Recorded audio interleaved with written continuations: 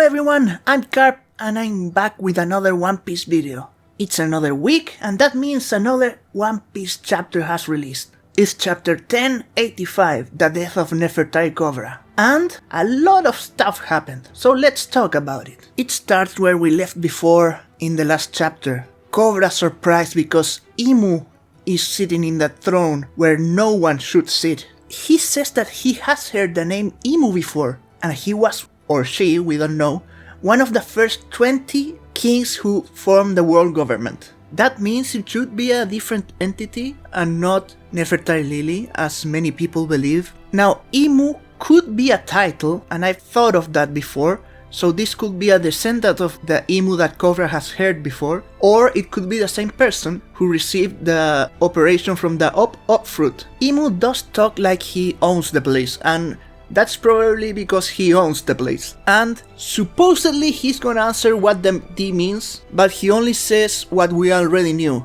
D is the ancient enemy of the Celestial Dragons. The only difference is that he says that the D is the ancient enemy of himself. So he is the final opponent probably. Apparently, the name D has only passed down to this age because of a blunder, a supposed blunder by Queen Lily. Without that blunder, there will be no pirates chasing the poneglyphs in pursuit of treasure either. If it were not for Lily's incompetence, those vexing relics would never have been scattered all over the world, says Imu. That means there is a connection between Lily, those of the name D, those of the Kozuki clan that made the poneglyphs. Somehow everything is connected. And I'm sure Oda has left breadcrumbs here and there that already answer our questions, or at least partially answer them. We just don't know where to look. Now, he believes it was a mistake, and that may mean that Lily was an ally of his, but he suspects she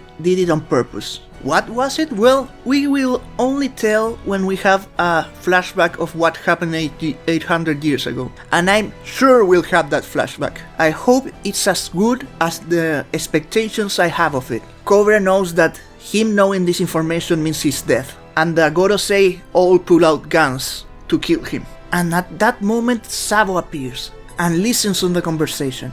Where are the guards? Who knows? I mean, this is only the place with the greatest secret in the world. Obviously it doesn't need to be guarded. And at that point, Cobra reveals a secret that really shocked me. The Nefertari have the moniker D in their name. Then an arrow-like thing shows up and attacks Cobra. I have no idea who attacked him. It might have been Imu, it might have been one of the Gorosei, who knows, but it looks painful. It reminds me of the devil fruit of Gecko Moria, the shadow devil fruit. I don't remember its name. That's when Sabo intervenes, saving Cobra. And it looks like the Gorosei are Zoan types, at least some of them. There's a cow-like thing, a chicken thing, something that looks like an elephant. And that's when the photo that goes in the newspaper is taken of Sabo over the body of Cobra. The transformed Gorosei attack Sabo, but he manages to escape with Cobra. And Cobra says to Sabo to tell Luffy that they share the moniker D, and that he knows the path Arabasta must follow. That's when the arrow-like thing appears again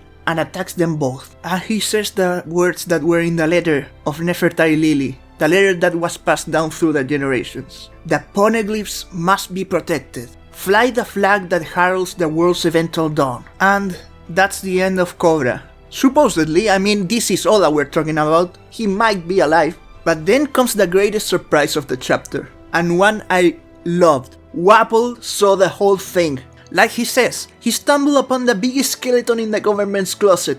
And doing so, he put a great target on his back. And now we know how Wapol got involved in all of this craziness. He runs terrified, and then we go to Vivi has been captured by CP0. I don't know how these guys got promoted after their fail in Enies lobby.